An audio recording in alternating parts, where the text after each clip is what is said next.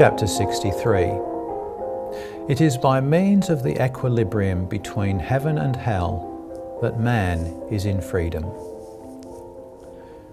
The equilibrium between heaven and hell has been described above, and it has been shown that it is an equilibrium between the good that is from heaven and the evil that is from hell, thus that it is a spiritual equilibrium, which in its essence is freedom.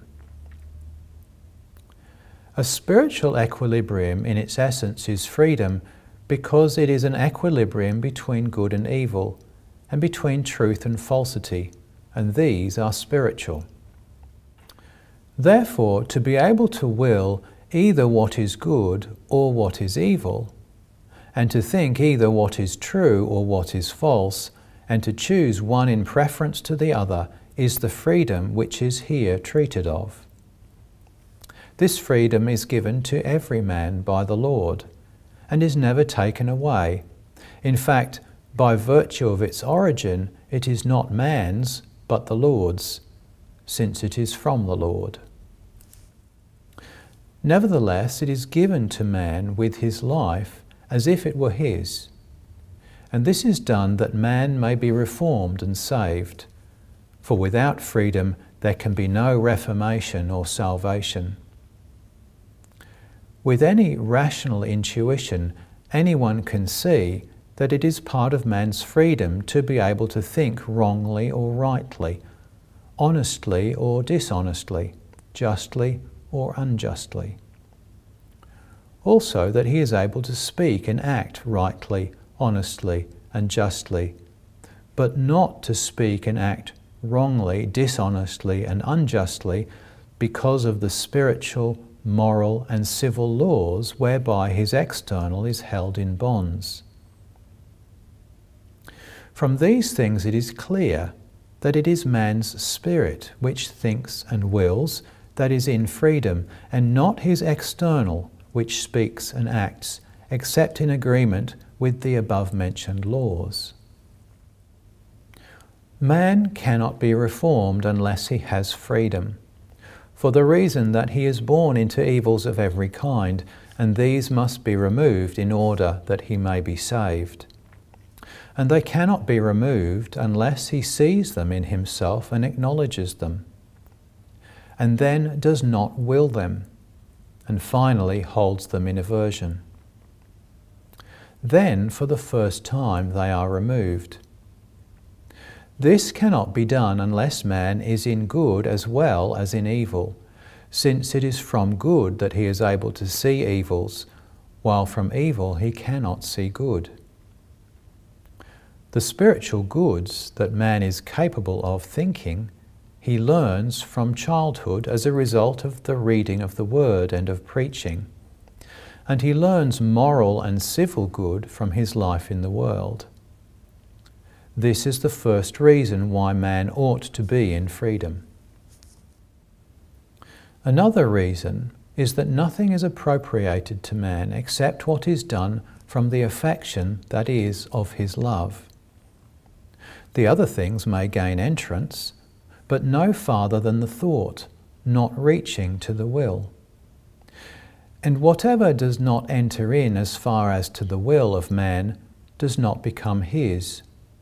For thought derives what pertains to it from memory, while the will derives what pertains to it from the life itself. Nothing is ever free unless it is from the will, or what is the same, from the affection that is of love. For whatever a man wills or loves, that he does freely. Consequently, man's freedom and the affection that is of his love or of his will are a one. It is for this reason that man has freedom, in order that he may be affected by truth and good, or may love them, and that they may thus become as if they were his own. In a word, whatever does not enter in freedom with a man does not remain, because it does not belong to his love or will. and the things that do not belong to man's love or will do not belong to his spirit. For the very being of the spirit of man is love or will. It is said love or will, since a man wills what he loves. This, then, is why man can be reformed only in freedom. But more on the subject of man's freedom may be seen in the Arcana Celestia in the passages referred to below. In order that man may be in freedom, for the sake of his being reformed, he is conjoined as to his spirit both with heaven and with hell. For with every man there are spirits from hell and angels from heaven. It is by means of the spirits from hell that man is in his own evil, while it is by means of angels from heaven that man is in good from the Lord.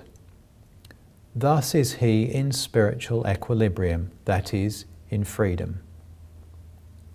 That angels from heaven and spirits from hell are joined to every man may be seen in the section on the conjunction of heaven with the human race. It ought to be known that the conjunction of man with heaven and with hell is not an immediate conjunction with them, but a mediate conjunction by means of spirits who are in the world of spirits. These spirits, and none from hell itself or from heaven itself, are with man.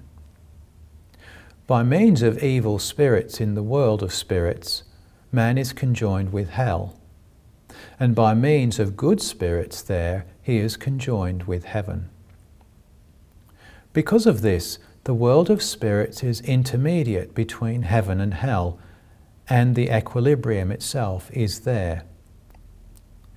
That the world of spirits is intermediate between heaven and hell may be seen in the section on the world of spirits, and that the equilibrium itself between heaven and hell is there may be seen in the preceding section.